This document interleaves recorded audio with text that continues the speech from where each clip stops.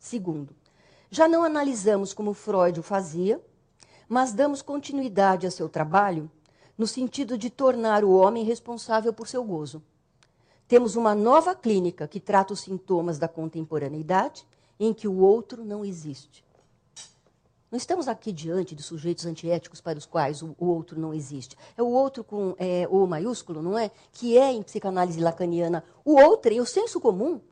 E é isso que é recusado, né? Mas não é só isso que é recusado, porque, penso eu, o que também é recusado é a possibilidade de aceder a um outro que não seja fantasmático, não é? Bom, então, eu fiz esse parênteses para dizer que essa afirmação do sujeito que eu estou aqui fazendo para expor a linha do Forbes, que é a linha do segundo Lacan, está claramente posta no livro do próprio Forbes. E depois, eu queria aí justamente repisar que tudo isso, toda essa precedência do sujeito, aparece aí no teu livro, não porque o Lacan seja um sujeito antiético, ou você, mas porque em psicanálise lacaniana, como de resto em psicanálise freudiana, não é? O outro é sempre fantasmático, tanto quanto o eu está sempre atravessado pelo outro. Quer dizer, não tem fronteiras seguras, confortáveis, cômodas nessas formações. Né? E, nesse sentido, só o que se pode reconhecer ao fantasma, não é? O que só pode ser uma aventura subjetiva, não é?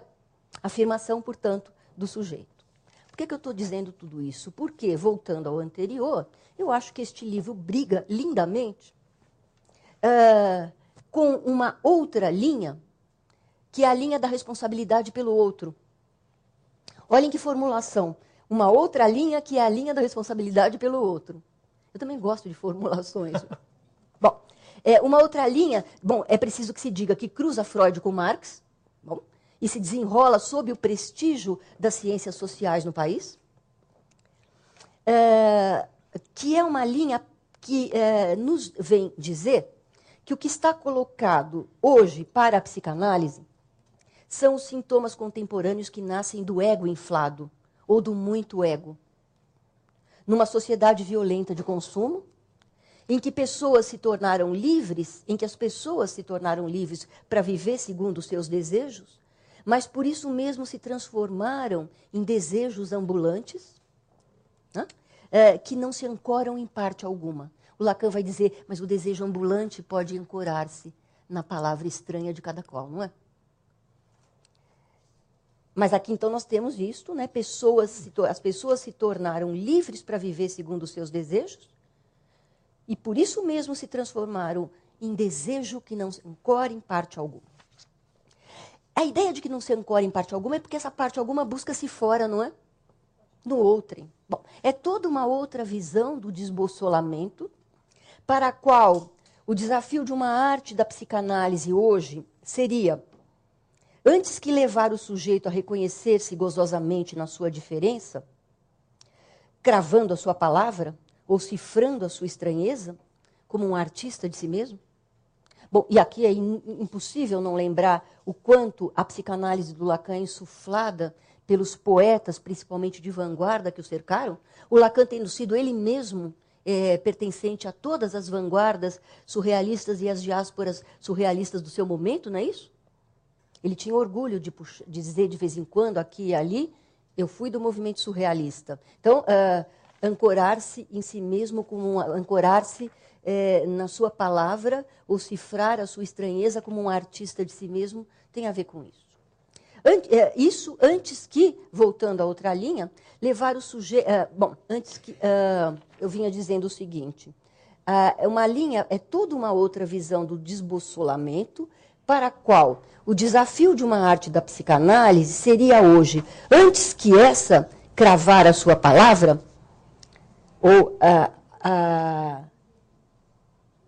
entronizar o sujeito, levá-lo, depois de reconhecer-se como sujeito, depois de uma boa análise, ou levá-lo, por reconhecer-se como sujeito, ao reconhecimento da diferença em que repousa a alteridade.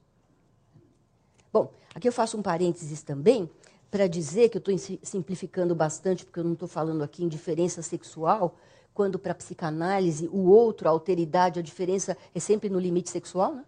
Bom, mas eu não vou trazer isso a campo aqui, mas dizer que, então, existe aí um pensamento a respeito da responsabilidade ou da ética da psicanálise, para o qual pensamento o sujeito deve, sim, claro, reconhecer-se a si mesmo, é a linha da cura, é a linha da análise da cura possível, e por reconhecer-se a si mesmo, poder reconhecer o outro. Né? Aqui nesta outra perspectiva, reencontrar a bússola supõe aprender a sair de si depois de ter entrado em si. Como a Maria Rita Kell, por exemplo, diz conclusivamente neste seu volume, que já tem 10 anos de estrada, de 2002, que faz toda uma reflexão sobre o mesmo tema que é o seu, responsabilidade inconsciente, com outro nome, sob outro título. Eu queria ler aqui o fecho do livro da minha amiga Maria Rita Kell, com quem eu discuto essas questões lá na PUC. Ela diz o seguinte, a título conclusivo aqui, no seu Sobre Ética em Psicanálise, que é então, de 2002.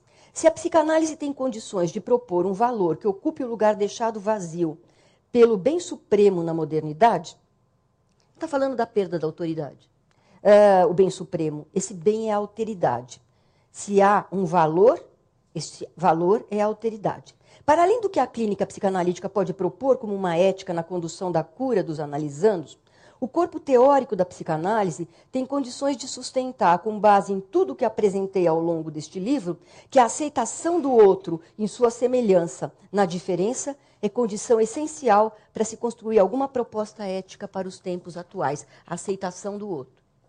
Bom, eu queria, isso tudo, então, como eu estava dizendo na abertura, são bolas jogadas para o seu rebatimento, para que você fale dessas coisas que são o teu tema no livro, aqui ainda essa noite. E queria dizer que eu me preparei para fechar aqui, nesse ponto, de propósito, a minha pequena resenha, para terminar aqui com esse fecho da Maria Rita, para tomar justamente essa tensão teórica como mais um diferencial interessante do teu livro. Quer dizer, viver dessa tensão, mais um diferencial. Pronto. Como mais um diferencial interessante, afinal, os mundos opostos se iluminam mutuamente, e fora isso, eu acabo de ler, e com isso eu termino, num texto do Renato Giannini, que está numa revista chamada Filosofia, que a gente compra nas bancas de jornal, que ele sempre sugere aos alunos que, ao invés de partir para trabalhar um autor, eles pensem sempre em comparar dois autores, que isso é sempre muito mais interessante e evita dogmatismos, estreitamentos, etc. A minha ideia é essa. Eu trouxe a título de comparação para mostrar, eu fiz isso. Eu comparei dois autores, ambos respeitáveis, linhas diferentes, numa interessante tensão, e com essa evocação, eu queria, terminando, te dizer, Forbes, que eu não quero de modo nenhum obrigá-lo a dialogar com este ou aquele psicanalista brasileiro hoje, mas a atenção, novamente, foi trazida para melhor resenhar teu livro, mas com isso eu acho que eu queria, sim, convidá-lo, se você quiser, a fazer uma coisa que você não faz no seu livro, falar um pouco de como você se vê no campo da psicanálise brasileira, como representante dissidente deste dissidente congênito que é o Lacan.